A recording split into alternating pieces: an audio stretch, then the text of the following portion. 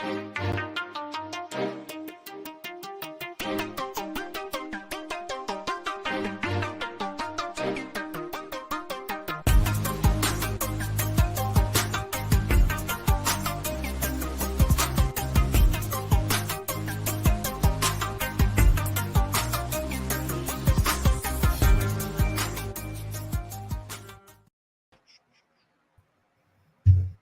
up, everybody?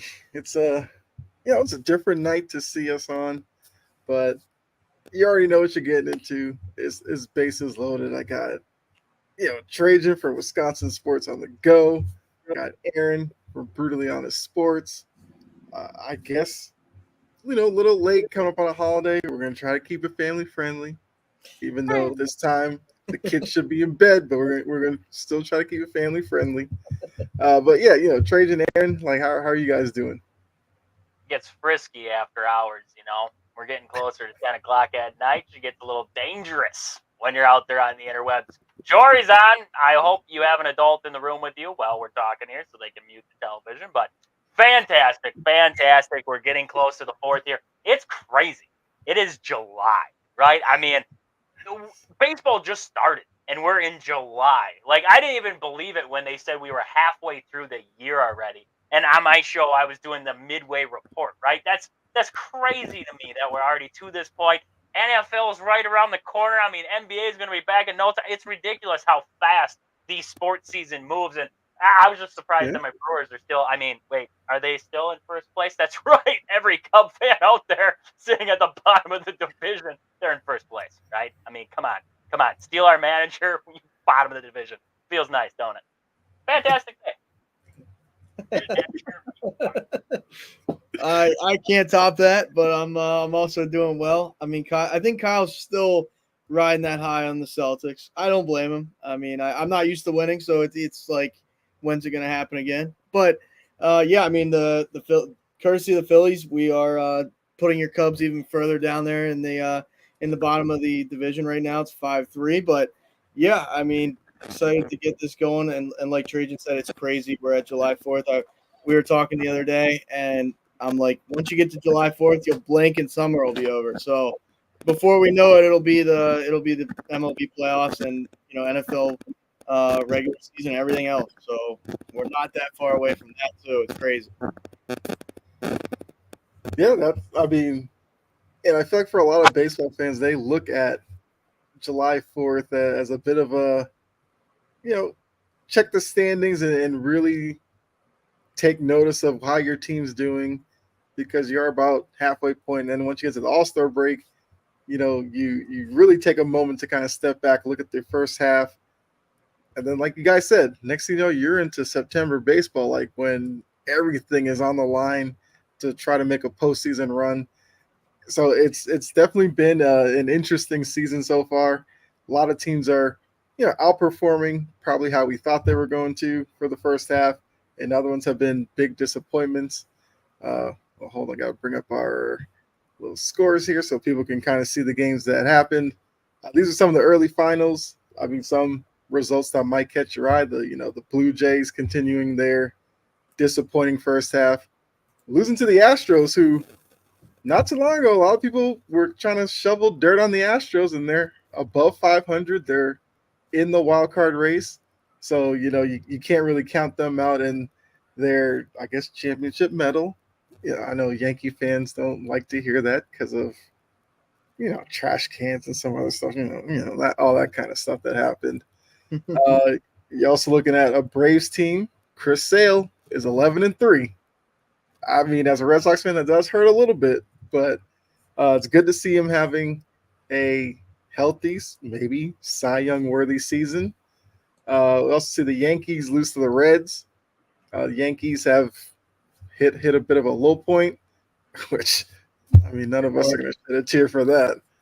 And somebody check Frank the Tank. The Mets lost to the Nationals. I'm sure he's losing it, or he might have switched allegiances completely by this point. White Sox get a win. Won't hear that a lot on here. And the Red Sox beat the Marlins. So, those are all the games that happened. And let me show you guys the games that are going on right now. There you go. We got I mean, Trajan's Brewers are playing those pesky Rockies. I'm sure you love that. They got our Love, number. sure you love watching Colorado. I don't know what it is, but the Rockies have our number. We squeezed one out last night. They got us night before. I mean, before that, we had lost 6 or 7 straight in Colorado. Like, for Yeah. some reason, the Rockies just have the Brewers' number. It's ridiculous. But, I mean, yeah, my favorite thing is that first one there, though, Phillies Cubs. The Phillies don't even have to beat the Cubs. The Cubs do it to themselves. I mean, they just stink. They all around just stink. Like, that is going to be a dumpster fire sale come the trade deadline, and I can't wait. I cannot wait. They're going to try to trade Craig Counsell. I mean, that's going to be the best part. I'm sure you would love that. I mean, Georgia putting their guess who's not leading their division anymore. I mean, Yankee fans, if you know, The Braves. like, just to get to 50 wins and you just stop paying attention, the Orioles now are leading the AL East. So that might be a wake up call for you. But yeah, so I mean, looking at some of the other games, A's have a lead, Orioles and Mariners scoreless. Well, nothing else too interesting. Royals have a lead over the Rays. But yeah, so we'll just leave those up for you as the games kind of go on. Looks like the Pirates just beat the Cardinals in 10. But a big thing that did happen today, we learned about the All-Star starters from MLB. Because I guess we'll learn the reserves a little bit later. I don't have a graphic for it because I couldn't find one that looked too clean. So I'll just let you guys know. For the National League, the stars, you have Contreras from the Brewers at catcher, Bryce Harper on first base from the Phillies, Ketel Marte, second base for the D-backs, Alec Boehm, third base Phillies, shortstop, you got Trey Turner from the Phillies, Trajan's favorite player, Christian Yelich, in the outfield for the Brewers, Jurickson Profar from the Padres, as well as Fernando Tatis to round out the outfield, and then Shohei Ohtani as your DH. So, looking at those NL starters, anybody you feel like snubbed, or your thoughts on the All-Star team for the National League? Oh, don't even get me started on it. Don't even get me started on it. That NL second baseman irritates the absolute, just drives me bananas. Just drives me bananas. Bryce Terang was 5th in the voting. 5th in the voting at one point. Ketel Marte won it. I mean, you look at average, he's 3rd. Luis Arias, has anybody heard of that guy? I mean, still hitting above 300, still doing. He might not be the flashy guy, right? He's not the Right. guy, but he's got the average. He does everything that a Luis Arias is supposed to do. And then Bryce Terang, still carrying that 287 average. 6 home runs. He's got 2 grand slams on the season. 2 grand slams on the season. And this guy's 5th on your voting. He is the best, and I will argue this with anyone, the best second baseman, if not just in the National League in baseball. He is the best second baseman. He makes the hard plays look easy. That guy is unreal at second base. 5th in the vote. Is it because he's on the Brewers? Is that why we just completely knocked Bryce Terang? Is it because we don't know his name? What is it? What is? I mean, fan voting irritates me for that reason. If for some reason I get it, right? You want to cater to the fans. You want the fans to have a say on who gets in, who doesn't get in. I get it, right? But at some point, it irritates me, like when we saw 8 Kansas City Royals on the All-Star team at one point. Like, sometimes it irritates you to the point where it's like, why are these guys even on? Manny Machado, third base. I can name 3 third basemen who are better than Manny Machado this season so far, and he's still in the vote right now. I know Aaron mentioned earlier Nick Castellanos. He kept talking about him. Castellanos is not having a good year, and he was up there in the outfield vote. Like, it's ridiculous sometimes seeing some of these guys on there. Irritates me that Bryce Terang got no love for that second base spot. Maybe, just maybe, we see him potentially. Somebody gets hurt, maybe he jumps in. Not praying somebody gets hurt on anybody, but maybe somebody gets hurt, he gets thrown in there, whatever. I just feel like he got snubbed out of a All-Star, even to be in the voting for that last base. I feel like he got snubbed on. I mean, Aaron, anybody that I guess got your attention? Yeah, I mean, you look at this team and like as much as, I want Phillies players to be there, but I mean, this is a thing you got to look up objectively, who deserves the spot. Like I don't if there's guys, on the Braves or whoever, like whoever deserves the spot is who should have the spot, right? Like this Trey Turner should not be at shortstop. I mean, he's missed numerous amount of games. I mean, he missed weeks and weeks of he's about 100 at bats, give or take, under Mookie Betts for the season. And it's like, I can understand, him being a bench guy, a bench all-star player. But for him to get the starting role, like that just does not make sense to me. It's just like you should at least play 90% of the games, in my opinion, to be the all-star game starter.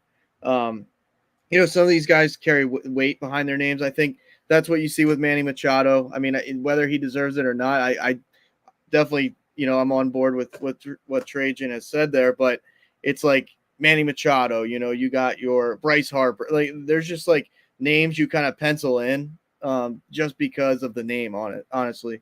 So I mean, yeah, it's nice to see. I mean, Trajan's been downplaying Yelich all year, but I mean, look at it. We continue to kind of sing the praises of him on the bases. We don't watch him every night like Trajan, but to be on All-Star, I mean, that's something to be said there. But yeah, I mean, the third base, shortstop, and first base to be all Phillies is kind of wild. If you would have told me, Alec Bohm makes it over Bryson Stott this year, I'd be a little bit surprised. But now we're going back to that second base position, so it's a crowded place. But and really, Bryson Stott hasn't had a good year statistically compared to these other guys. So yeah, you can make an argument here or there. Definitely in the NL, I think more than the AL. We'll flip to that, but. I think the anger that I you. have for Christian Yelich fuels him. I think it does. Like, I think that's why he does so well is because of my anger towards him. Like, I could be watching him, and I'm like, yeah, he's going to strike out and he hits a bomb, right? Or I could be like, this guy sucks. He hits a bomb, right? It feels like my anger just gets up into the waves, into the jet stream, and just blows at him. He just feels that. And he's like, I'm going to prove this guy wrong. Because that's what he's doing. That's what he's doing to me right now. I can talk bad about him all. It's like Jordan Love. I talk bad about him with the Packers. Look what he did. I mean, he's going to get a big deal out of it. So you're welcome. I should just say you're welcome for just giving the bad vibes. I mean, hey, if it works, it works. You try to ride that out into the postseason and see what happens. It doesn't. I mean, hey, this could be the year of Yelich. Who knows?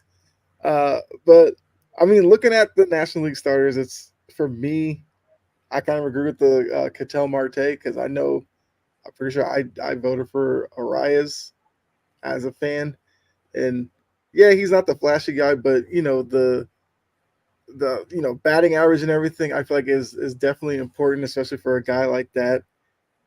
I feel like that's something that is lost for whatever reason. Like batting average doesn't matter. It's all about home run, RBI, and everything like that.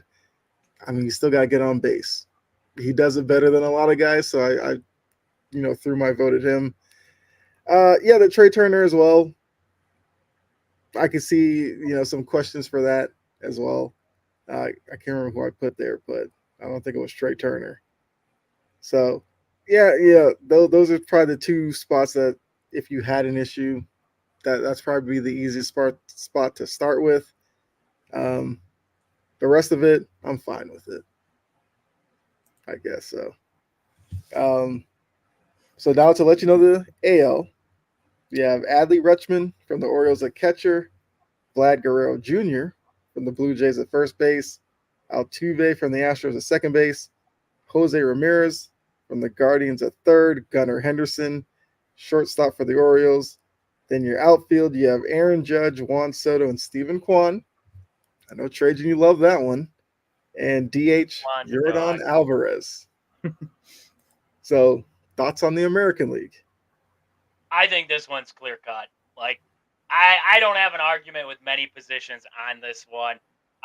Like you just mentioned Steven Kwan there. That guy, I mean, unreal this year. for the Guardians, a big reason why they're sitting there and making the AL Central look good again.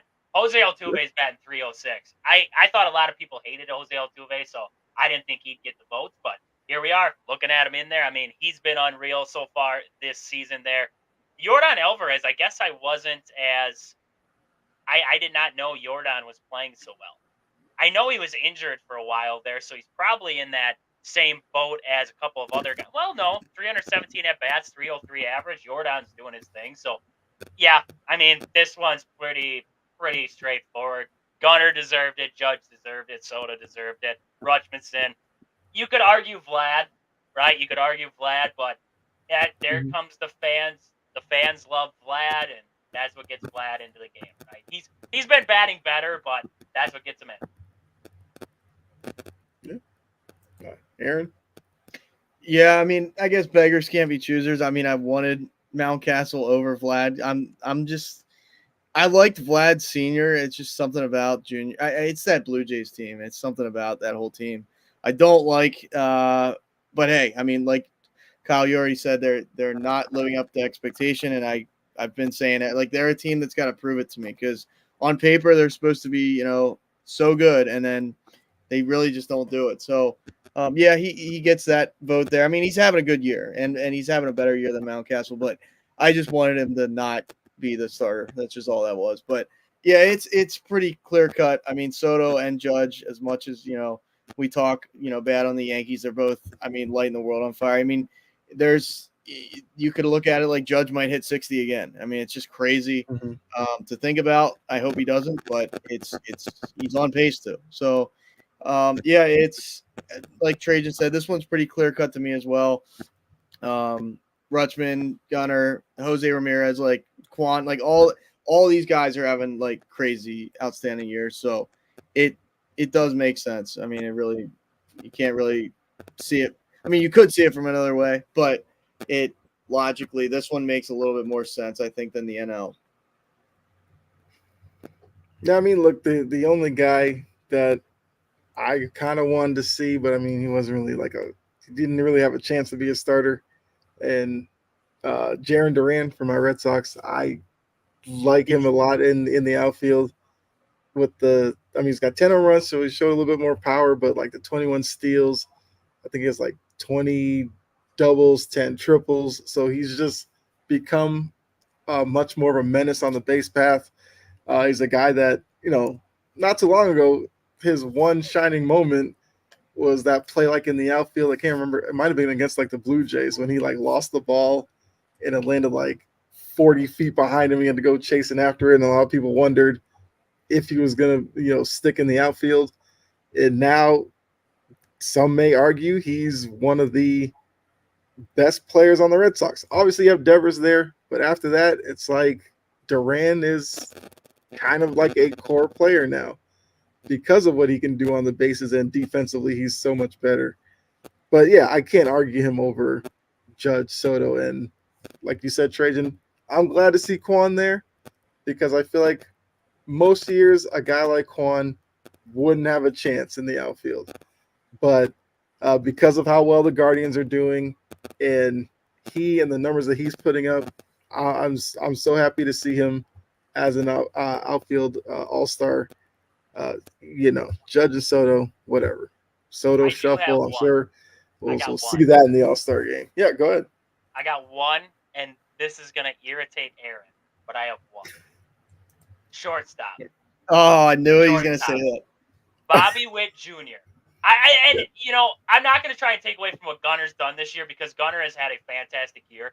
But when you look at the numbers between the two, you could almost replace what Gunner has done better than Bobby Witt and flip the script and say Bobby Witt has done some things better too, right? I mean, you look average, 311 to 288. You're talking Bobby Witt's got 17 more at-bats, just to clarify that before I get further into the stats. He's got 17 more at-bats.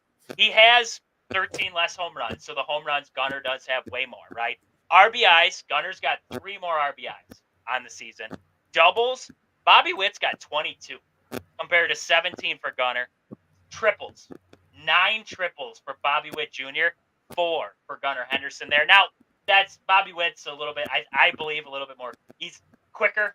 I guess is what I'm trying to get at there, than Gunnar Henderson. He's more built for that power. But I look at strikeouts. Gunnar Henderson has 91 strikeouts compared to 64 for Bobby Witt. Bobby Witt has 22 stolen bases compared to 13 for Gunnar Henderson. The on-base percentage, 383 for Gunnar, 362 for Bobby Witt there. The slugging's a little bit better for Gunnar there. OPS, they're similar. They're both above 900 there. The WAR is the interesting one. Gunner's at 6.2 compared to 4.6 for Bobby Witt there. So that is a big number there for Gunnar there in that WAR, that 6.2. But if there was an argument for a position that I guess was controversial, I think that would be my one. I think that would be my one. I think Gunnar is deserving. Like, I don't know how close the vote was. Does anybody have the numbers up of how close the vote was between the two? Because I feel like it should have been close at least, because I think Bobby Witt or Gunnar could have been the starter and vice versa on the flip side. And I'm not just saying this I'm trying to keep my bias out of this, but I see your point. Like, you're definitely not wrong. I'm not going to say like, oh, that's an outlandish take, but I will raise you this. Like, Gunnar's fourth in OPS, like in the league, fourth in OPS, and then third in home runs. So just those, like, I see, the stolen bases, that all day I'll give you Bobby Witt. In my opinion, I know I've heard Bobby Witt plays a Gold Glove style. I don't watch him enough, so that is something I will say. But I definitely think you can make the case Gunnar Henderson is a Gold Glover. Like, he's one of the best shortstops for my money. So I'm glad you didn't go as far as to say, like, we're comparing him to J.P. Crawford. So I was looking at that earlier. My God, that guy has fallen off. But it's I do see where you're coming from. I just think with like him being up there in home runs, now he's 4 back of Judge, or 4 or 5 or something like that.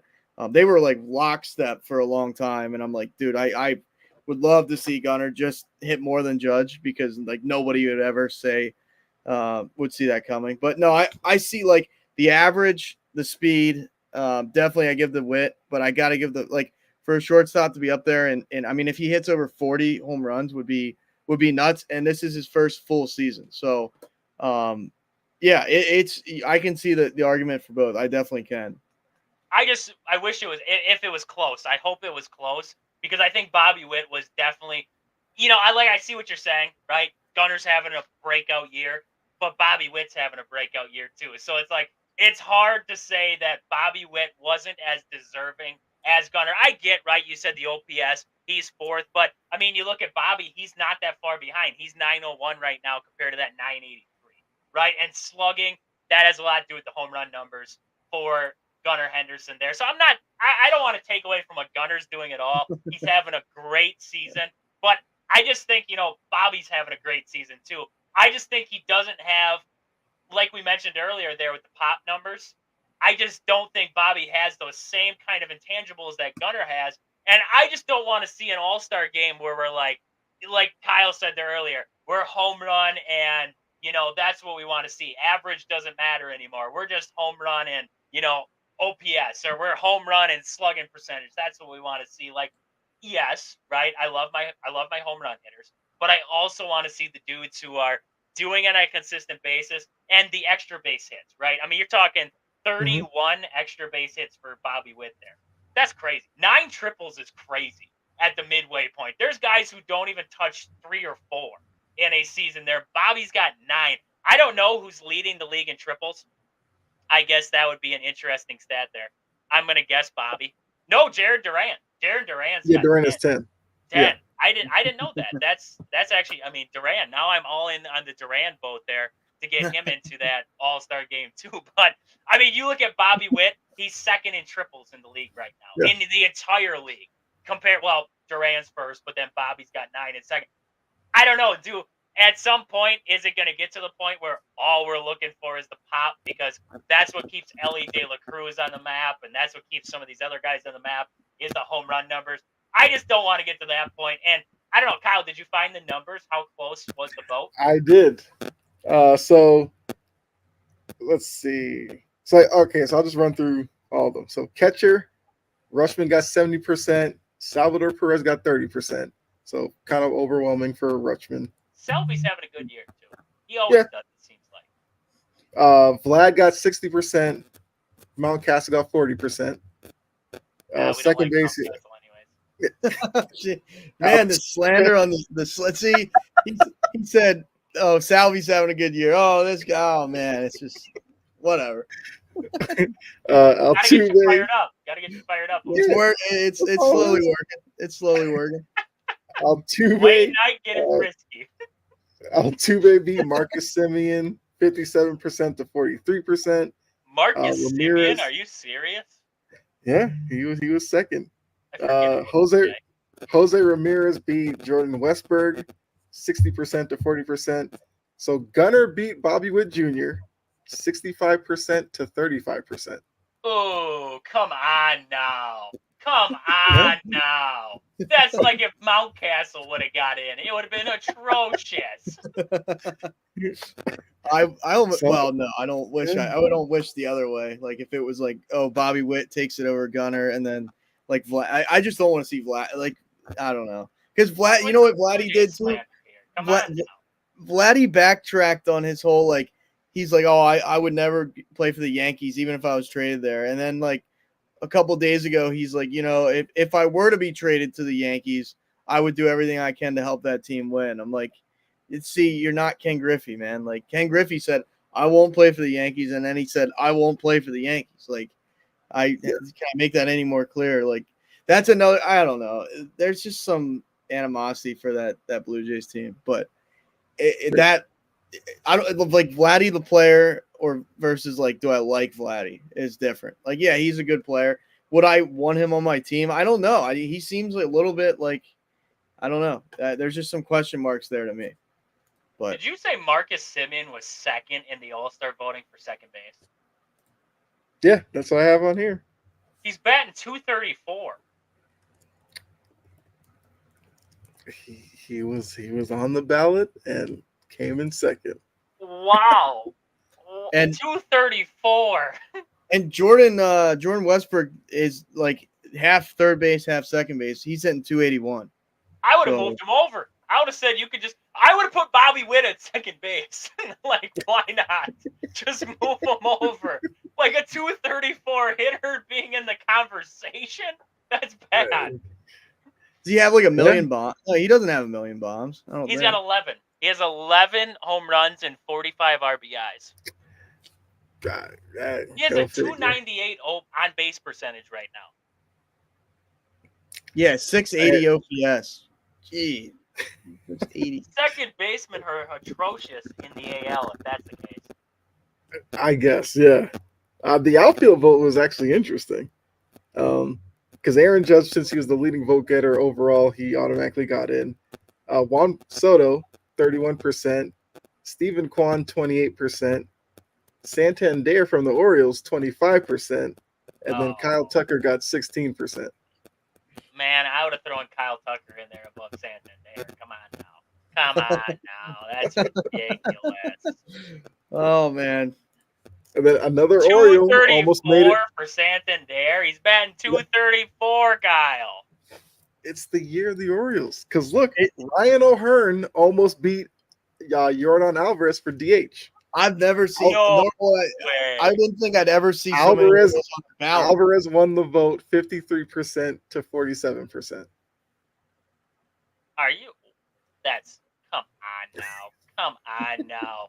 No, I mean Santander's fifth in bombs. So if we're talking about bombs here, we aren't talking about bombs. You're talking about bombs. I'm talking about average, man. I know. I had to. Oh man, his OPS 805. That's not great, but Semien's is 680. So it's hitting for the same average, but I mean that is quite the disparity. And who else? You said Kyle Tucker, Yordan Alvarez. Let me see what they're. Yeah, DH was Yordan Alvarez 53%, Ryan O'Hearn 47%. Yordan Alvarez is 300 or he's 297 right now, Aaron. Get out of there with that. Yeah, I'll tip my cap there, but I mean, well, what's O'Hearn hit pretty good last year average wise. Let's see. O'Hearn. But what's it called? Yeah, Kyle Tucker, 979 OPS. I mean, that's up there with Gunner. We had Santander above him. No, that's oh yeah, no, I did.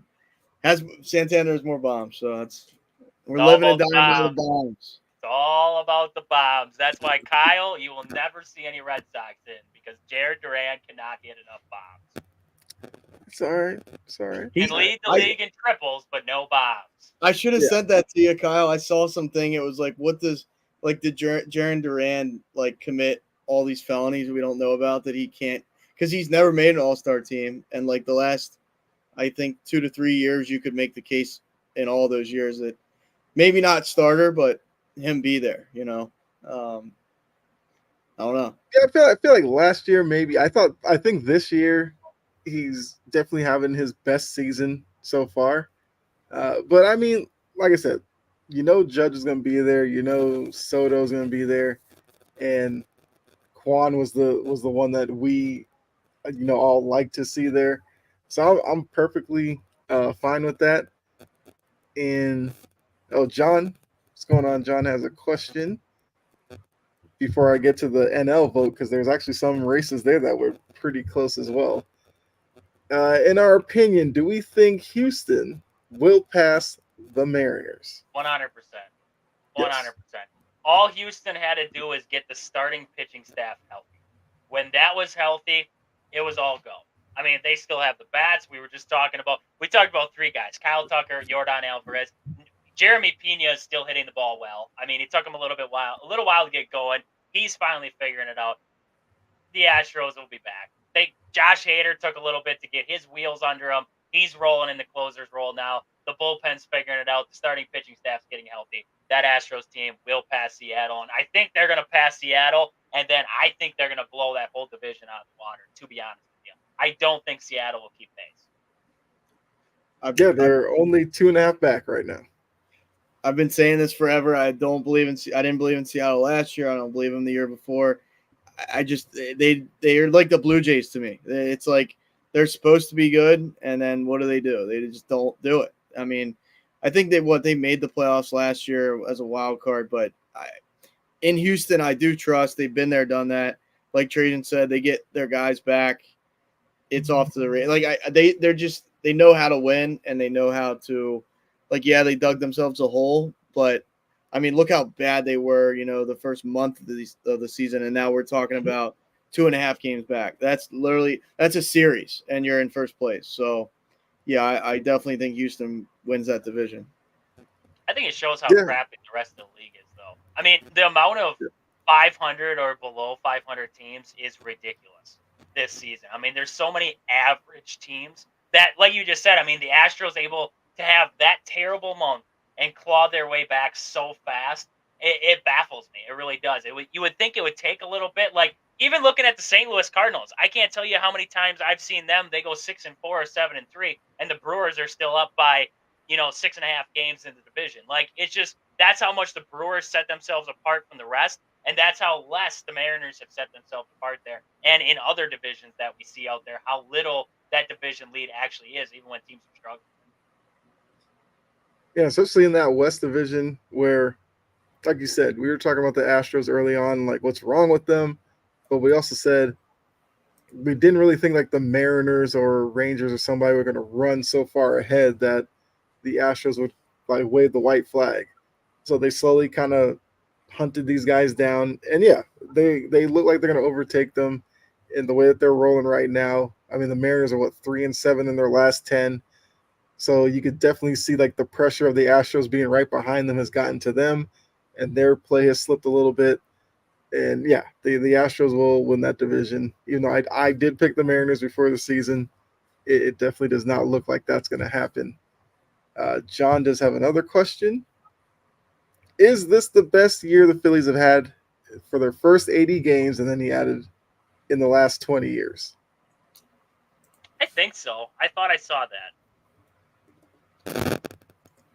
Hey, the Phillies are doing their thing. Even with Schwarber and his 145 average, off. they find ways despite that, to score runs and are they're just playing really well right now. And you look at the Braves with the injuries that they're dealing with, you'd have to say that the Phillies are the best team in that division. And then just looking at the National League as a whole, the Dodgers are doing their thing, but the Dodgers have fallen short the past few postseasons, and the Phillies seem like they've been right there, close to breaking through. So if you're a Phillies fan, there's a lot of reasons to be optimistic this season. I mean, sure, it's only the first half, but they definitely look like they're going to win the NL East. That's like the number one spot there, and then postseason we'll see how they can do. But there's not a lot of weaknesses on that team right now. Taiwan Walker. It's about there. It's our biggest weakness, but do we count the Philadelphia Athletics into this? No, that's not last 20 years. Never mind. That's 1929. Sorry. Looking back here, trying to find best record through 81 games. The New York Yankees in 1998 started 61-20. That's impressive. As much as we hate the Yankees here, because my favorite Cubs come in second there in 1907. They started 61-20. Interesting stat line to find there. Yeah. Except for I hate the Cubs, so we aren't going to talk about it. I'll find it. You guys keep going. I'll find out. Philadelphia Phillies. No, that's 1976. We're getting closer, though. They did start 56-25 that year, though. So what are they on pace for right now? Where are we at? They are. Just at it. 55-25. 57-29 right now. 57-29. What did I just say? I lost myself. 56-25. So technically they would be worse than that start right now, which seems baffling because it's a pretty good start. But hold on, we're working our way. Oh, here you go. This is the current season right now. The Philadelphia Phillies 53-28. So technically it's changed since this stat came out there, but this is through 81 games there. They were sitting 20. They were 67th on the list. 67th on the list there, an all-time record for start. I'm on that same. Yeah, I'm on that same side as you there. 1993 Phillies were 53-28. Hey, we're talking last 20 years, man. All right. Slightly outside of that. I mean, we're splitting hairs now. Splitting hairs. Um. Well. Oh, I don't see my go Brewers over. on here at all, so that was kind of expected. Boston Red Sox 2018, 54-27 to start the year. What happened after that, Kyle? What happened after that? Let's talk about it. Trajan, it doesn't matter how you start, it's how you finish. So it doesn't matter if the Brewers aren't on that list. We're talking. We don't finish either. We don't we don't start, we don't finish. We're just somewhere in the middle. You stay even keel. You stay afloat. That's true. We don't want to get your expectations up a little bit, but never too much. We don't want you to fully believe. We just want you to have a foot in the door. Hey. Wisconsin mentality. That's why we drink so much up here. Every team wants consistency. That's consistency for you. We always, if you beat the Brewers in the playoffs, you are going to win the World Series. It doesn't matter when. If you beat them in the playoffs, you will statistically 100% of the time win the World Series. We have lost to the World Series champ multiple times.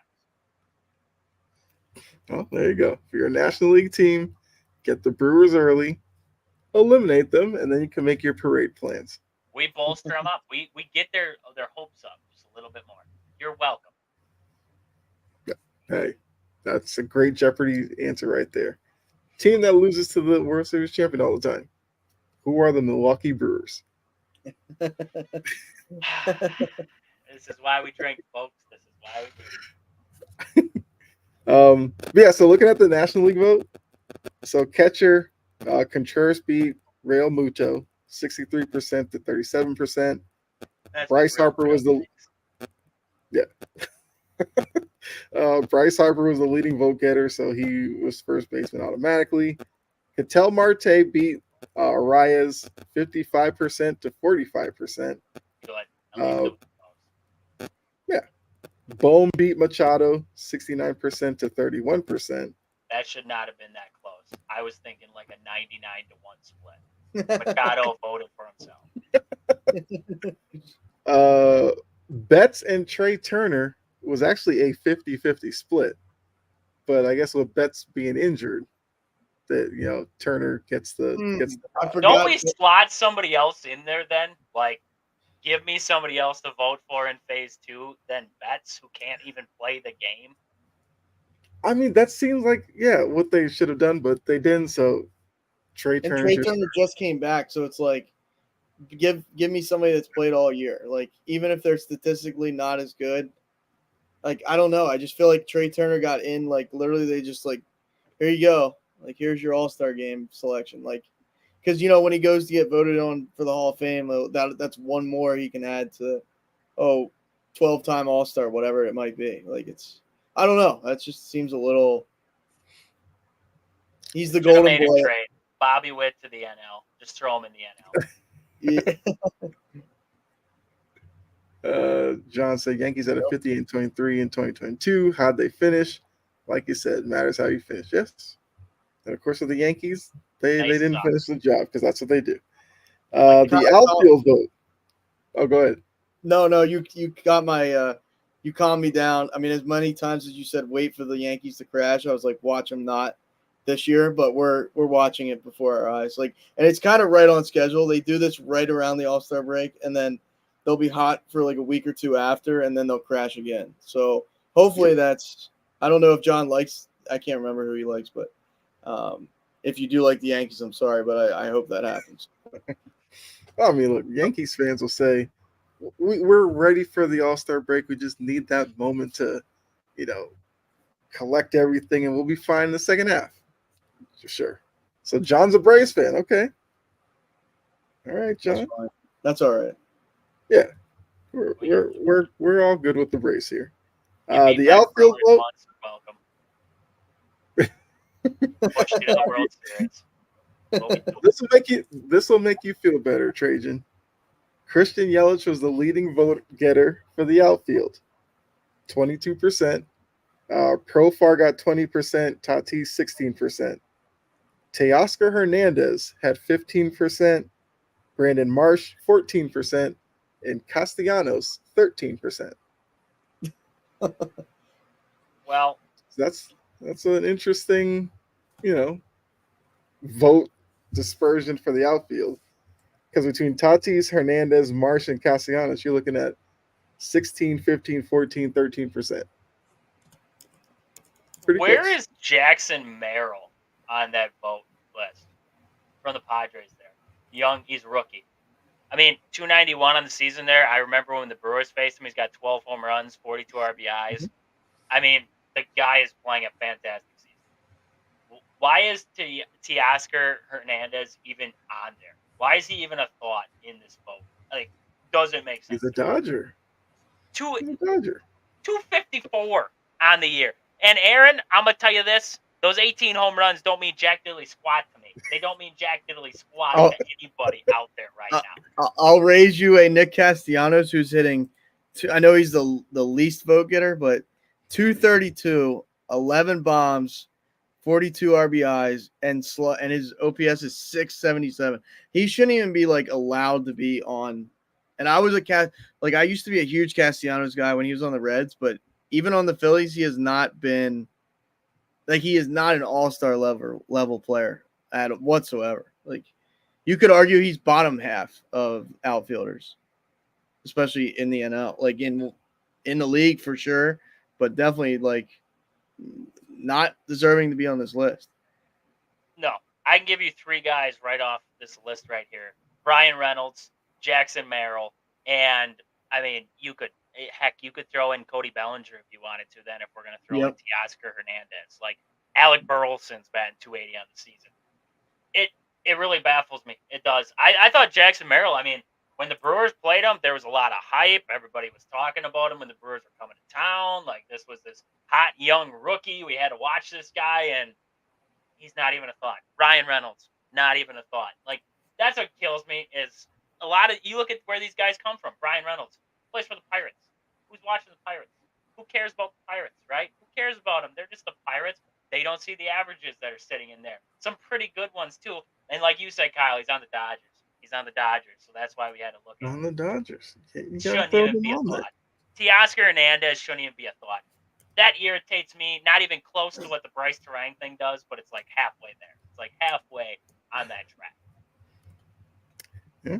And then the last one was the DH. Otani beat Schwarber 65 to 35%. Ooh, well, that's because Schwarber stinks. He's 250 average.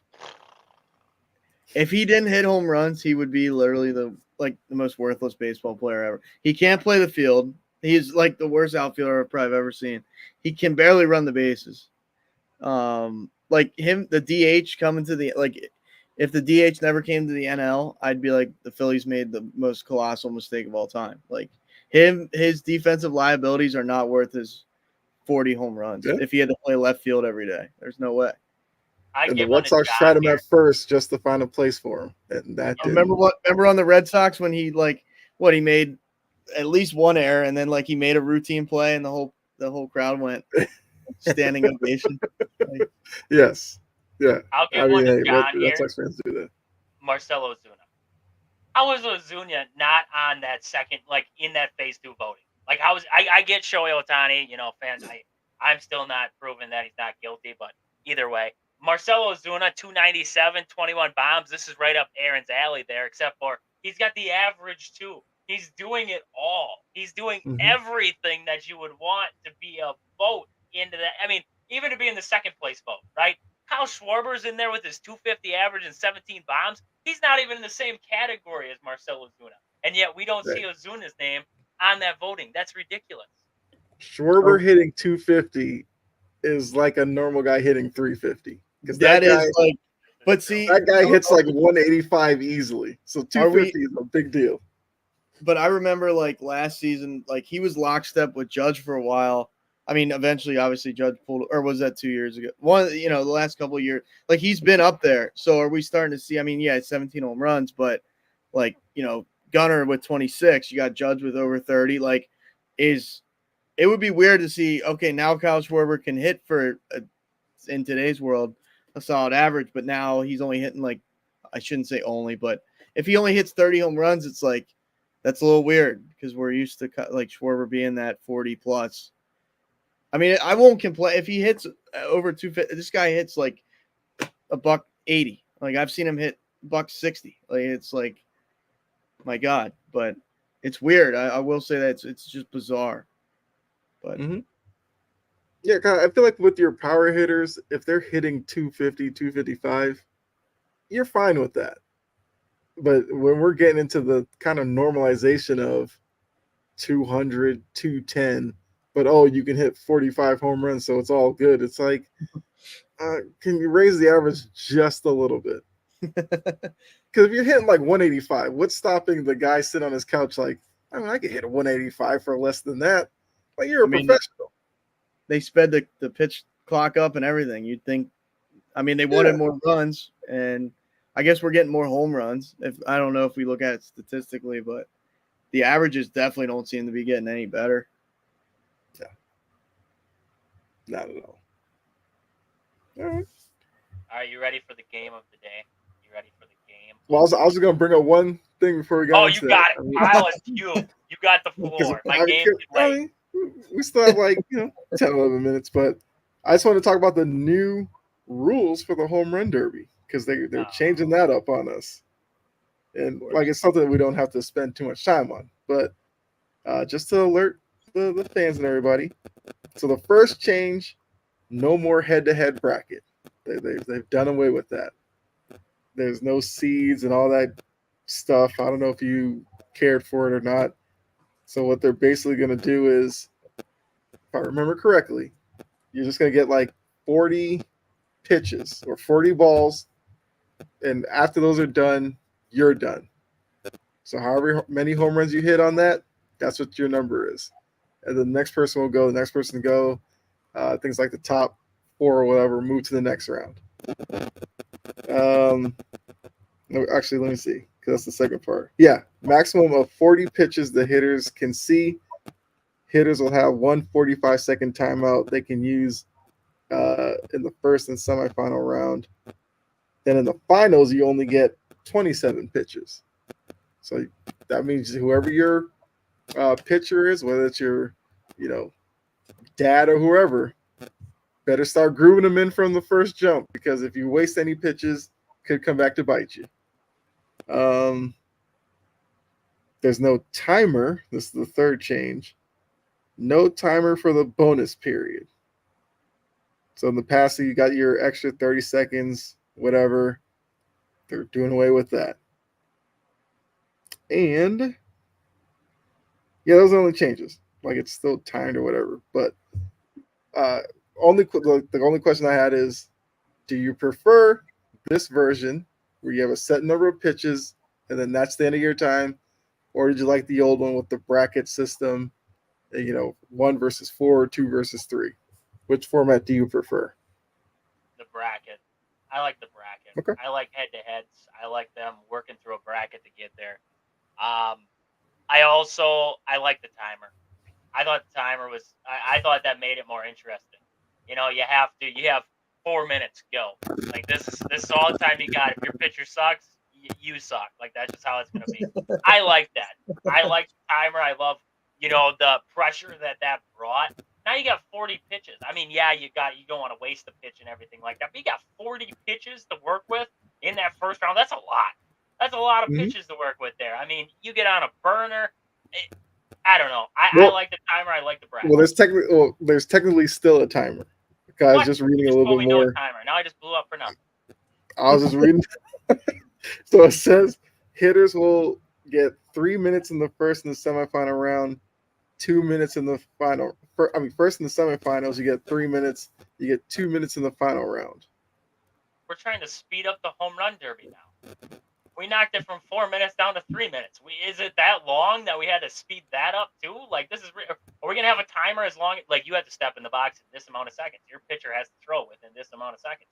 Like, this is just nuts. This is just nuts here. Why do we have to change things, Kyle? Why do we have to change things? Well, I'm kind of assuming that they are doing it for, like, I guess, TV reasons. I remember, like, watching it, like, by, like, the semifinals, they'd be like, oh, make sure to stay tuned for, like, celebrity softball after.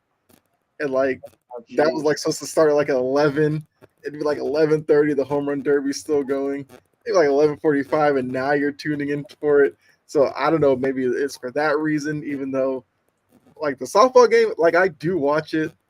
I feel like with each passing year, the celebrities getting a little bit more obscure to the point where you're like, who are you? What do you do? Why are you famous? And then you read the little bio underneath them, and you're like, I don't know who you are. I'll forget you as soon as this is off. So, gone are the days of, like, the Miz, Mike and Mike being there. People, you're like, okay, I know who you are. Now it's, I don't know, JoJo Siwa, and, like, I don't know. It makes you feel old at a certain point. You're like, I don't know who these people are anymore. What's going on? Well, it's like the NBA celebrity game, though, too. Like, I remember watching that, and there used to be some well-known, like, actors or comedians and stuff like that. And last year, it was like, who are you? And why are you on my TV screen? Like, I always cheer for, like, the bigger guy who, you're just like, I want to see you knock down shots. Like, this is my guy. Right. Like, if Gabriel Iglesias, Fluffy, the comedian, he showed up, was playing basketball, like, I would root for that guy. Like, that would be awesome. I like that they're putting I love the timer. I love the amount of pitches within the timer. I think that's a stipulation on the amount of balls. Kind of interesting. I don't know. I guess it's a wait and see how it plays out kind of thing. Why do we got to change crap, man? Why do we got to change? Put the celebrity softball game before it, for all I care. Nobody watch. It's 11:40 at night, Kyle. Nobody's watching the celebrity softball game except for you. Maybe I'll DVR it, but I ain't staying up to watch it. That's all I know. Yeah, I know we want to keep this family friendly, but everybody's seen it by now. Like the Hawk 2 girl, right? Like, watch, she'll be out there now. It'll be the Hawk 2 girl. And it's like, okay, like that's illegal, Aaron. She can't spit all over that ball. Well, we're gonna, we gotta pump the brakes here, but it's like family friendly. Family friendly. But that would be like, okay, baseball is trying to tap into culture because like everybody, it's so, and we can have that conversation on like my show or Trajan's or something, but she's all over Barstool now. I'm like, dude, I mean, what is this world? But like you said, I mean, if they put her out there though, it'd be like, okay, like at least we know. I mean, unfortunately, I guess, or whatever, however you feel, but we know who she is. Like, yeah, I mean, bring out, like, I know Kevin Hart used to be to do the NBA. I think Justin Bieber was in the MLB one like a long time ago. But yeah, like bring it. I mean, I want to see like Will Ferrell. I think he might have done one or two. That But would be yes, yeah. I mean, yeah, bring like the most outrageous people out there, and like you said, it happens so late. Like, why not have it before why not like start it before the All-Star or before, excuse me, the Home Run Derby? Like, why are we doing it so like everybody? Not everybody, but a lot of people have tuned out by now, and it's like, oh, now here's the All-Star. It's just like it's a sideshow. I get that, but if you put it right before this, it's like, okay, you're building up the Home Run Derby throughout the Celebrity All-Star game. I don't know. Now I do see the list of celebrities that will be there, and there are a couple I'm interested to see. Tupac. Nikki Cass will be there. If you watch JM Baseball or John Boy Media, you know who Nikki Cass is. That guy's hilarious. Love that guy. Yeah. You also have Terrell Owens. Okay, I'll watch Terrell Owens. Why not? Tyrese Maxey will be there. Okay. After that, I don't know. Garrett Hilbert, I think that might be the Dude Perfect guy. I could be wrong. But now you're looking at Gina Rodriguez. I think she's an actress. Oh, Pedro Martinez there. Pedro Martinez. I completely looked over him. My bad, Pedro. You my boy. You're my boy. He's gonna hit somebody with a pitch. He's gonna kill somebody. I hope he does. That would be hilarious. Jenny Owens. Finch. He'll hit him. Jenny Finch is there all the time, so we're used to her. But then outside of that, Foreign Tech, Nelson Vergara, Lucas Brody. I'm lost. I'm already lost at that point. Oh, Nikki Cass, man. That guy's hilarious. Oh man, he is going to be gold for that night. He's really hitting it. I'm watching him. Yeah. Even though he's working with the Yankees right now on some like videos and stuff, I'm like, dude, I can't. This kid he's the real deal. Like that'll be fun. I hope I can put a little prop bet on that. Like he'll hit a home run or something. Like, or something will happen with him. I can almost. They better have him mic'd up. Like he is one person that needs to be mic'd up the whole night. And exactly. That will get you ready. So baseball, make it happen. Yeah, that's all I had. So, Trajan, this is usually when you have your trivia. Yes. Game of the day here, boys. I need you both, okay, decide on 2 years. I want Aaron, you're going to think of a year between 2000 and 2023. And Kyle, you're going to think of a year 2000 to 2023. Okay. Both you got it? Yes. All right, what are our 2 years? Go ahead, Kyle. I got 2016. 2016. Aaron? I got 2012. 2012. All right, here's the game, boys. We're going to compare the rosters of the Chicago Cubs, who won the World Series in 2016, to the San Francisco Giants, who won the World Series in 2012. We're going to go all the way through the roster from catcher down to outfielders, down to relievers, down to starters. We're not going to compare the starters and relievers. We're just going to go bullpen to bullpen, starting staff to starting staff, go through the whole thing. And at the end, we're going to tally it up, see who had the better roster in total. I mean, everybody, we got the game. Okay. We got the game. All right, So we will start. I have to refresh myself with some rosters here. So I'm going to search up the 2016 Cubs roster right now. All right, perfect. I got the 2016 Cubs roster up, and then I'm going to search up the Giants 2012 roster. Might take a second here. It's going to be interesting. Let's see here. Okay. Nope, not New York Giants. Nobody Giants during that stretch where every other year they were a World Series team. That was kind of annoying. Dirty. They were dirty with it. Yeah. I didn't like that. All right. I don't like dynasties. I'm unless it's my team. I've never experienced the dynasty, so no one else can either. How about that? All right. Is everybody ready? Yep. So at the catching position, this will be our first one. Our catching position, we have Buster Posey. Pretty well-known guy. I don't have to describe Buster Posey too much for you. That season, he hit a whopping. He had 103 RBIs. He had a batting average of 336 on that season. There, 69 walks, 178 hits, 24 home runs. I mean, Buster Posey was a dog that year. There ain't much else to say about it. And for the Cubs, we have technically the starting catcher was Miguel Montero. He had 33 RBIs, a 216 batting average. Other than that, they did have backup catcher David Ross, who did play a pretty good amount there heading into the playoffs. 229 average, 30 walks, 54. Okay. This one's pretty straightforward. Consensus vote. What do we got? Posey. Yes. Posey. Okay. Yeah. So we're gonna take Buster Posey with the first one there. First base. This is where we might get interesting. So for the Cubs, first base that year, Anthony Rizzo. 292 batting average, 74 walks. He had 109 RBIs, 32 home runs, 170 on the hits. He had 43 doubles. Pretty good year. Pretty good year out of our guy, Anthony Rizzo. Looking down at the Giants, we saw Brandon Belt that season go 275, 56 RBIs. He had 113 hits, 27 doubles, 7 home runs. Who are we leaning towards for our first base spot? For me, I hate the Cubs. I'm going to hate on the Cubs for the rest of my life, but I would lean Anthony Rizzo with that vote. I would have to say Cubs had the upper hand at first base. I agree. I would go Rizzo. Soon he was Aaron, likable. you in agreement? Hands down. I mean, you got to look. I mean, he's popping over 30 home runs. I mean, thank God we haven't seen that since he came to the Pinstripes.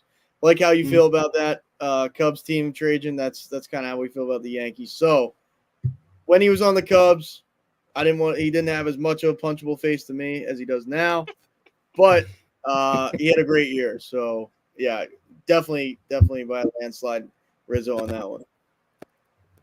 So second base, I might butcher this guy's name, Ryan Teheriot from the Giants. I might have butchered his name, Theriot. I was trying to make it sound like Theriot did not sound right, so I went Teheriot. I think it was Terrio. See, I knew it was something baffling. There's my baffling right there.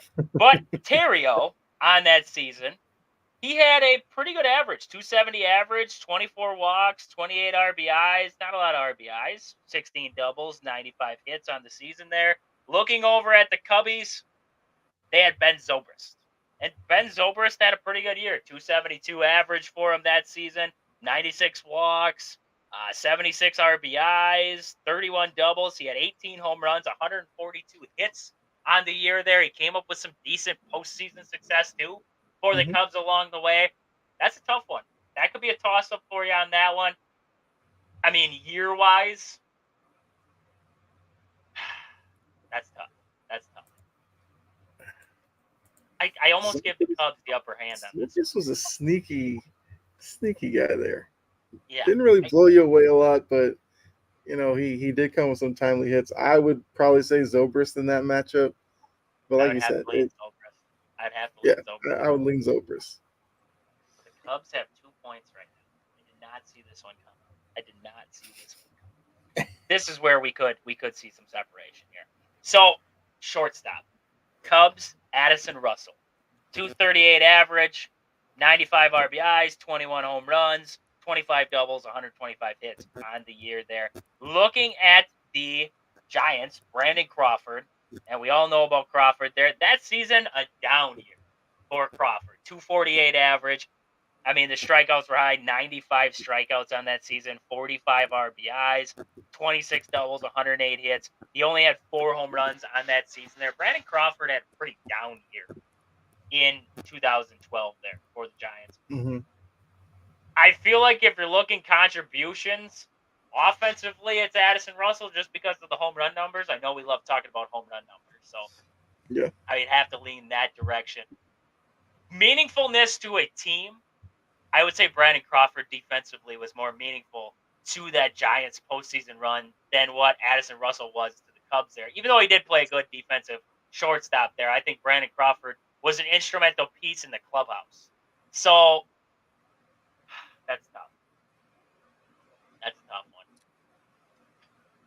I mean, it's hard not to think of like their careers in totality because obviously Crawford would win that in a landslide.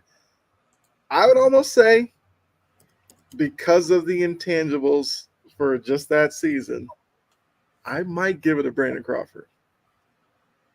I would say Crawford too. I think he was worth more to the Giants than what Addison Russell was. I'm gonna oppose you. I'm gonna go Addison. I mean, when you hit, I You sound lose. like a. You still lose. You still lose. It's 2-1. Well, that's fine. But we're taking if somebody hits me 30 home runs, as long as you're hitting over 220, I'll take you. If you're hitting below 200, I like the Schwarber thing.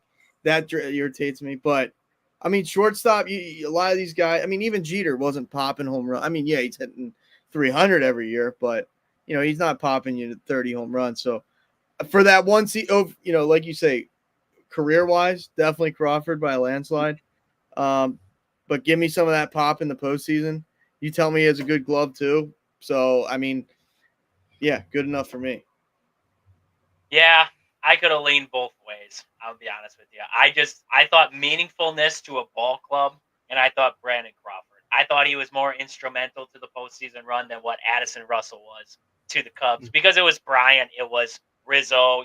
Those were your guys, and Brandon Crawford felt like it was Buster and it was Crawford, and those were your guys. Like that's where I kind of drew my line there. But speaking of instrumental, Kung Fu Panda. We got to talk about the Panda Bear over there with the Giants. Their third baseman, 283 average on that season. He had 60 RBIs, 11 home runs. He had a couple triples, too. No, he had 12 home runs, 2 triples for Kung Fu Panda. 2 triples on that season. That's baffling to me with that one. 25 doubles, 112 hits. He had a fantastic year. And we all know with the Cubs, we got Chris Bryant there. 292 average on the season there, 39 home runs. I love me some Kung Fu Panda, but 39 home runs and a 292 average, that just speaks to me that this guy was helping carry the ball club. So I got Chris Bryant. Yeah, you got to go Chris Bryant. Chris Bryant across the board. Cubs Chris Bryant hit different. I mean, yep. But Worst thing he ever did was went to Colorado. Yeah. Kyle, wasn't Kung Fu Panda was a Red Sox for a short stint, wasn't he? Thought he was. Yeah. It was that odd time when they gave Carl Crawford a lot of money. They gave I liked me some Carl. Money. Carl Crawford. When I was building the team in the video games, I was like, man, give me Carl Crawford. Give me some. He'll hit 290 and steal 40 bags. Like, let's go, Carl Crawford. Oh yeah. Oh man. Left field, we got Jorge Soler for the Cubbies there. So you can already imagine the home run numbers are going to be high. 238 batting average for him. He had 31 RBIs, and this must have been one of those acquisitions a little ways through the season, I believe, because he only had, looking at 12 home runs with the Cubs that season. That seems really low. Let's look at bats. 227 at bats with the Cubs. So this was a mid-season acquisition for the Cubs there. So that would be your big difference. So Jorge Soler was the left fielder when it came to postseason time. This is a guy I forgot about, Melky Cabrera, for the Giants that season. And, I mean, 346 batting average, 36 walks, 60 RBIs, 11 home runs, 10 triples, 25 doubles, 159 hits. I mean, 349 batting average. Melky Cabrera. It's not even close. Not even close for me between the two. Consensus, Melky. Hard to believe he hit that well. I mean, I And then forget about him all the time. didn't he have a PED thing or something that kind of ended his career? I thought so. I Something like that. I think you're onto something there. Yeah, he had a weird end to his career. This is where I feel like our Giants, it's tied. It's 3-3 right now, heading into our center field round right now. This is where I feel like the Giants might be able to catch an edge. Angel Pagan in center field, 288 average on the year. That OPS was 778. I haven't even named off OPSs there. 778 on the OPS end of it. 440 slug in there. 56 RBIs, 29 stolen bags, 8 home runs, 15 triples on the season there for Angel Pagan. 15 triples there. 38 doubles, 174 hits. This dude was absolutely raking. But this is a tough one because Dexter Fowler was the center fielder for the Cubs. And Dexter, with that 276 average, did lead off the World Series with a home run in Game 7. So that already adds a little bit of weight to that one there. OPS, 840 on that season for Dexter Fowler. He had 79 walks on the season, 13 stolen bases, 48 RBIs, 13 home runs, 7 triples, 25 doubles, 126 hits on the year. I'm still going Angel Pagan.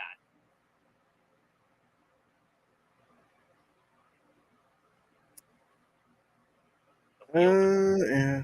I'm trying to think. Because, like, every time I hear Dexter Fowler, I think, like, Jason Hayward. I think of two guys, like, really talented. Consistency may not have always been there. I'd probably go Pagan as well. That one is tough too because you mentioned the leadoff home run in Game 7. Like if you do something big in a Game 7, it's not like Game 1, not Game 3, not Game like that does. Man, Yeah, I don't know. I guess I go Pagan for the I would like to see their postseason stats, side by side. But yeah, we'll go Pagan. But man,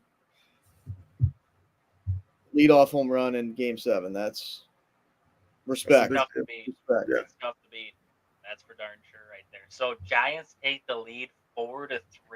That leads us into our right field round. This is a guy that Kyle just mentioned there, Jason Hayward for the Cubbies.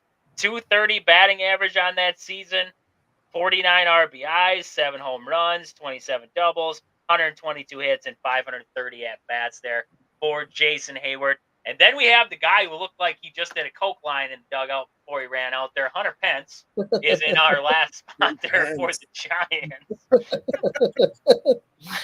And he had that whopping 219 batting average on that season. It was, I believe that season was an injury-plagued one for Hunter Pence because he only had 248 at-bats. I'm pretty darn sure it was an injury-riddled season for Hunter Pence there. I mean, 45 RBIs, 7 home runs, 11 doubles, 48 hits. This one's closer than what I really would have thought just because Hayward did not hit that well that season. I'm going to go with Hayward. I would say it was probably Jason Hayward between the two. I feel like with Hayward's skill set, hitting 230 should never have been a thing for him. No. But, I mean, Hunter Pence, the way he played, his swing and everything, like he looked like he should have played in like the 40s or something. Yeah, I would go Hayward. Yeah. I don't know. I mean, based on that season, yeah, you got to lean Hayward. But I always thought like Hayward was so like I never got the hype with that guy. Like he has like he looks like he doesn't come as advertised to me. He's like he's good, but people put him like you would have thought this was Aaron Judge the way people talked about this guy, and I'm like, what is he like? He's never had a 100 RBI season. Most home runs he's ever hit was 27, and that was his third year in the league. And then after that, I mean, he's only hit 20 once after that. Like Hunter Pence used to hit like if I remember correctly, like well over 300 a couple years, or at least 1 year. Jason Hayward to me, I'm not on the hype train. So I guess for that season I would take him over because Hunter Pence, that's probably arguably his worst season or one of. Yeah, I'll lean Hayward for that year, but like I would not if the Phillies went out and got Jason Hayward. I'd be like, what are you doing? Like I don't know. I never got the hype with that guy. I don't know. I could see that. Yeah, I I think could that's see fair. that. Yeah. Yeah. Hayward, I mean, Hayward that would was a tough tease you- one. Yeah, Hayward would tease you for like 2 weeks, and then you're like, oh, that's the kind of guy he could be. Then, like by the season's end, it's like 230, 235. Yeah, Yeah. I completely get that with Hayward. No, I agree. I agree 100%. So we're at a 4-4 tie after the position round. Heading into the starting pitching.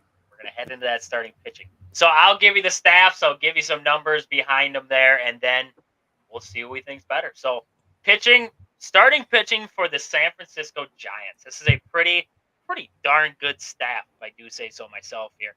We have Matt Cain, Madison Bumgarner, Ryan Vogelsong, sorry about that, Tim Lincecum, and Barry Zito. Now, that was a rougher year, I guess you could say, for Tim Lincecum there. He had that 5.18 ERA, 10-15 on the year, struggled a little bit there.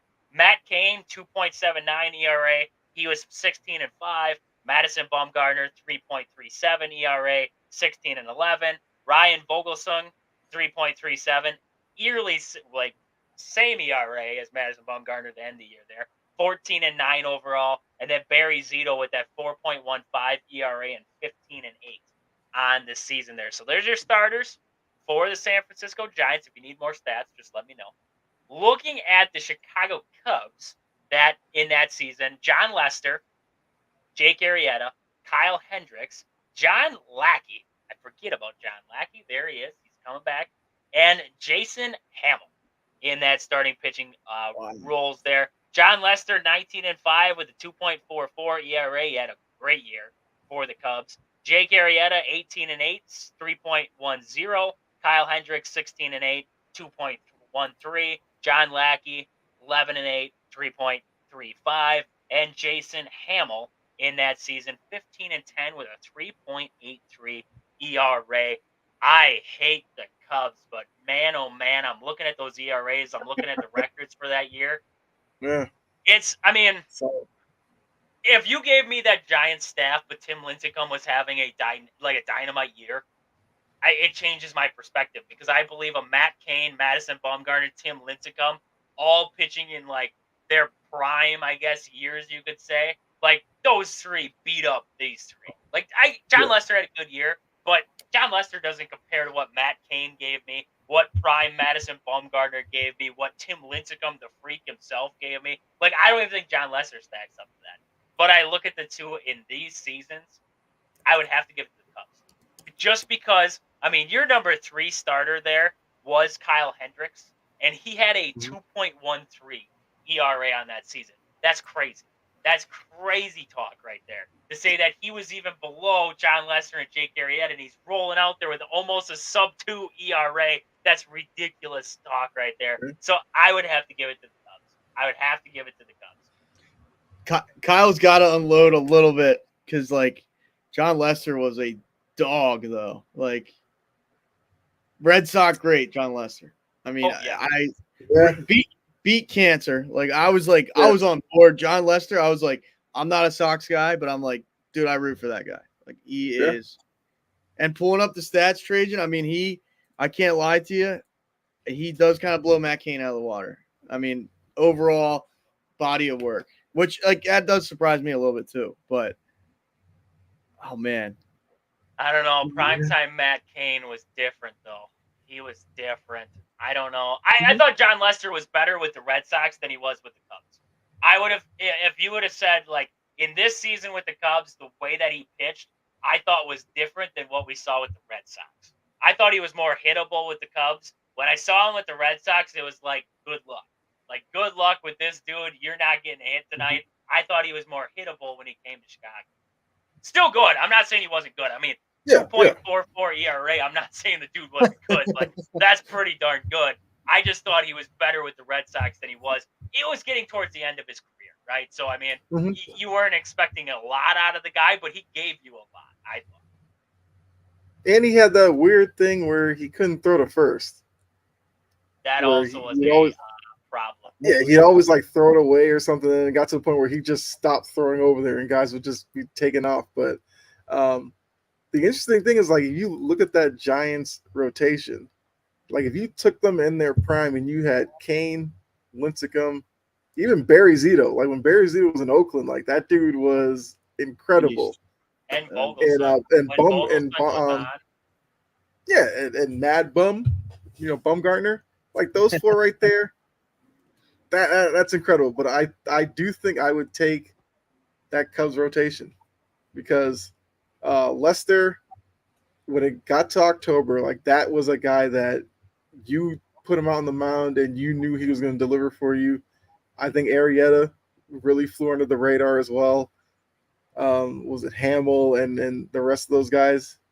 I think I would take the Cubs rotation, but that Giants one, because Matt Cain's another guy I feel like is kind of slept on now.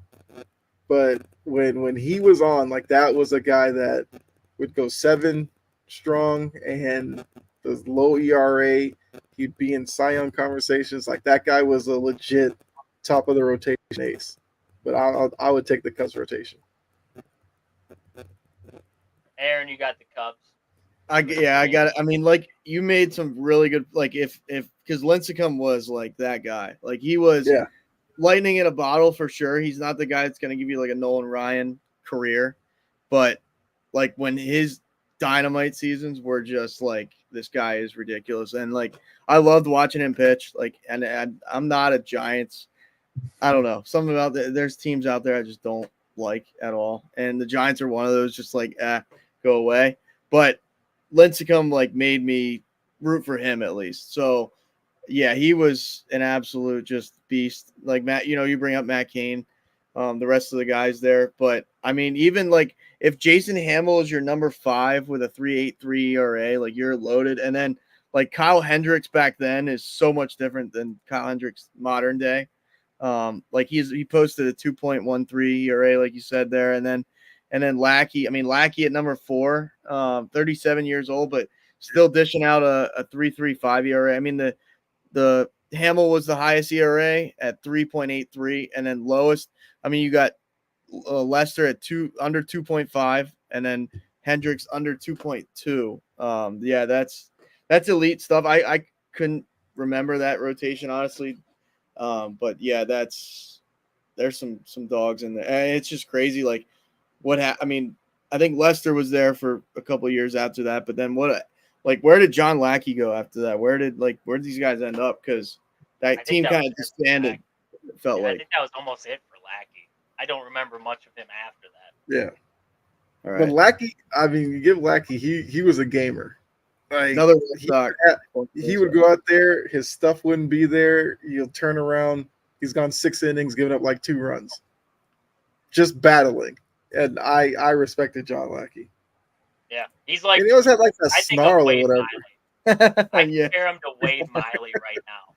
Like Wade Miley and Lackey are like, Wade Miley isn't the dominant guy, like not even close. But somehow he always gets like 5-6 innings and he's a 2 to 3 run guy. Like they're almost eerily similar. But Kyle Hendricks, I mean, that guy was nasty that season. Yeah. It is even, like you said, Aaron, not even close to what we see now. They called him the professor. Like he was just nasty with his off-speed pitches. It wasn't a dominating fastball or anything like that. It was nasty crap that he threw you. It was unreal there. So Cubs get the win there in that one, in the starting pitching role. We head to the bullpen. We're going to go bullpen, and then we're going to separate out the closers because we cannot include the closers into this. That might be the deciding factor, so we can't include them yet. So, looking at, first, who do I got up here? I have the Giants up right now. This is a pretty good bullpen. Jeremy Afflett, he had a 2.70 ERA on that season there. He was 1-2, 67 games pitched. Strikeout numbers for him on that season. He had 57 strikeouts out of the bullpen. Sergio Romo, 1.79 ERA there in 69 games. He had, strikeout numbers, 63 strikeout. Clay Hensley, a 4.62 ERA on that season.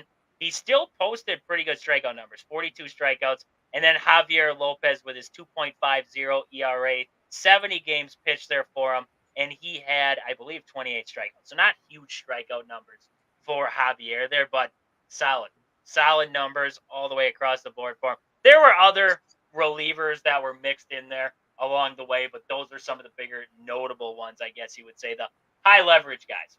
That's what we're going to compare here because that's what Baseball Reference gives me is the high leverage guys. So looking at the Cubs, they have decent bullpen. I mean, Pedro Strop with his 2.85 ERA, 54 games. He had, 60 strikeouts. Justin Grimm, 65 strikeouts on the season there. He had a 4.10 ERA. Travis Wood, 2.95 ERA there, 47 strikeouts. And then Trevor Cahill, 66 strikeouts, 2.74 ERA. I'd give it to the Giants. And I would just simply say because they have one guy in that bullpen that I feel like separates them, and that's Sergio Romo. I thought that was the difference between the two was that setup man right there in Sergio Romo, a guy who could also step in there and close down games. I thought that was the biggest difference in there. I mean, Pedro Strop pitched well for the Cubs there, but I don't think he was as solid of a setup man as what I see out of Sergio Romo. And then the other pieces around him. I mean, Javier Lopez with that 2.50 ERA, and then Jeremy Afflet with that 2.70 ERA. This bullpen, once you got to the back end of it, good luck. It was a good luck scenario for you. So my hat would be with the Giants in this one. I would agree. Once you said Lopez and Romo, Romo. I feel like those two on that team, when you got to them, it was almost over at that point. So I agree because of those two. I would take the Giants. Yeah, I'm in agreement there too. Romo was like different. Yeah. Agreed across the board. So that's why we didn't put the closers in there. That's why we couldn't put the closers because we are at a 5-5 tie heading into the closers round. We have this is actually probably going to be the closest closers round that we're going to have here because this is pretty even, I would say. So for the Cubs, Hector Rondon was in there to start. And then we did see Aroldis Chapman added, and then Aroldis Chapman ended up shutting down games later on there. So I guess, do you want me to give you the later on stats there, or do you want me to? So Rondon closed down. He had 18 saves. Chapman had 16 on the year there. Innings pitched, Rondon had 51. Chapman threw, I believe, 26 for him there. Strikeout numbers for him, 58 for Rondon, 46 for Chapman. So I guess you had a double closer role there. Rondon got moved back into the bullpen then, and then you had Chapman shutting down games. For the Giants, kind of the same situation. We talked about, like I just mentioned there, with Romo being able to shut down games. He had 14 saves on the season, so I guess we included two closers for the Cubs. So we're going to include two closers for the Giants here. Romo and Santiago Casilla for the Giants there. That 2.84 ERA, 73 games for Casilla there. He had 25 saves and strikeout numbers, 55 strikeouts. Romo and Casilla there. Romo with 63 strikeouts, Casilla with 55. I feel like if I pair the two, Chapman was good that year. But if I pair the two, I'm gonna go Giants. I would go Giants just because because I put two guys together for the Cubs, and if I throw those two guys together for the Giants again, I think Sergio Romo makes the difference. I think Sergio Romo pitched a better year in 2012 than what Rondon did in 2016 for the Cubs. So I would lean Giants with that one in that almost bullpen by committee or closed by committee kind of role, just like the Cubs were at one point there when they added Chapman. I'd be leaning same way with the Giants. And Casilla didn't have a bad year in his own right. I mean, I just talked about he had 25 saves on his own there and those 55 strikeouts. Like Casilla pitched a very good year. I don't know what led to Romo getting saves in there too if Casilla was out for a little bit. What the reasoning was, why they didn't just stick with Casilla shutting down games. But, I mean, we saw a little bit of both there. We saw a little bit with Cubs. I'm going to go Giants with my closing role. I mean, I can see that. I feel like for me, it's kind of tough going against Chapman because of kind of the aura around him, the triple digits, the way he could intimidate hitters. Unless it was But Rafi he did Devers, who for blow some Game reason, 7. He did blow Game 7. Remember that. Rajay Davis took a beat. yeah. I mean, even still, I feel like it's kind of tough with Chapman. I think I might go Cubs because of Chapman. He still had the mystique, the 100 plus fastball up in the zone. Yeah, I'll take Chapman and the Cubs. That means it comes down to Aaron. It really comes down tied up on this. Like everything is I want to piss Trajan off because he's been poking me about the Orioles all night. Oh, On purpose. On purpose. come on. Not on purpose. Not on purpose. I was poking all Oriole fans out there, not just you. Don't make it seem like you're special. There's no special. Well, yeah. There's not that many of us, it feels like. But I will. Okay. Can I help you out with this one? Yep. In the 2012 postseason, Casilla had a 1.29 ERA. In the postseason. I was just going to pull up Aroldis Chapman here. Just I'm going to see what he was. It's going to be higher, I think. Slightly higher. Might not even be 2, but would be my guess. That's right. He's still a current player. I always forget he's still around right now. Let's look here. When are we talking? We're talking 2016 postseason. 3.45 ERA. He had 4 saves. Casilla had same. Strikeout numbers in the postseason, 21 strikeouts for Chapman. Let's see here. Strikeout numbers for Casilla. He wasn't a big strikeout number, or not big in the strikeout numbers in the postseason. 8 strikeouts in 11 games pitched there. Chapman had, let's see, 2016, 13 games pitched. He had 21 strikeouts. So I guess the big difference is Casilla was getting outs, but he wasn't getting outs in the strikeout department like Chapman was. So I guess if you want flashy strikeout numbers, you lean Chapman. If you want success, guy who's going to get guys out, it was Casilla. I'm going because I gotta go Giants here because this is kind of unfair, but I remember Chapman giving up that home run to. I mean, it's completely unfair, Altuve, because Altuve knew what was coming. But I just don't. As much as I've seen Chapman on like different teams and different scenarios, like I never really fully trusted that guy. Like it was always like, well, what if he just leaves one hanging? Like it just felt like he's one pitch away from leaving him hanging. And the fact that you bring up, he blows that game, like Game 7, just like for who was it, Fowler that hit. I was leaning Fowler because of what he did in Game 7. I'll lean because out of Chapman just because of what he did in Game 7. So I'll go Casilla. But yeah, I remember like when Chapman was like the hot thing on the mark as far as hot item in MLB. It was crazy though. I do remember that.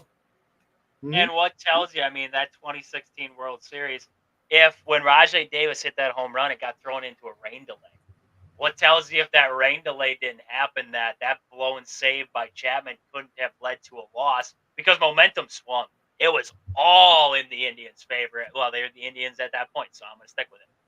It all swung in Cleveland's favor. What tells you that could have not been a blown save that is hanging on the back of Chapman to this day? Like, it could have went completely different without that rain delay happening there. 100%. Good point. Yeah. So, Giants win 6-5. That is our final tally for this one. 6-5 for the Giants. That was fun. That was good. Yeah. I didn't go too far back in the years, though. I didn't want to get frisky with it. I mean, we could have went way the heck back, but that would have been ridiculous. Comparing like the 1903 Boston Americans to Texas Rangers from last year. Like, so the home run numbers were way different. Strikeouts were way different. Let's compare the two. No, yeah, I think that was definitely a good exercise there. So yeah, we as you can see, most of the games are final now. Have the D-backs who've actually come back and taken the lead on the Dodgers, 6-4 in the sixth. There we go. And I believe when we started, Orioles Mariners were scoreless. It's now Orioles 4, Mariners 1 in the seventh. But other than that, every other game has now gone final. So I feel like we've probably hit a good time to end this episode, which, different day, a little later than normal, but definitely still a great show. We wanted to come on here to talk some MLB and have the fun that we normally do. So we do appreciate everybody that was in the chat, and those of you who may tune into us after the fact, greatly appreciate that as well. So yeah, this is Bases Loaded Podcast, normally on Thursday nights, 9:15 Eastern, 8:15 Central, Trajan's time zone there. And so yeah, for myself, Trajan from Wisconsin Sports on the Go, Aaron, Brutally Honest Sports. You can find me Chomping Podcast over on Twitter or X.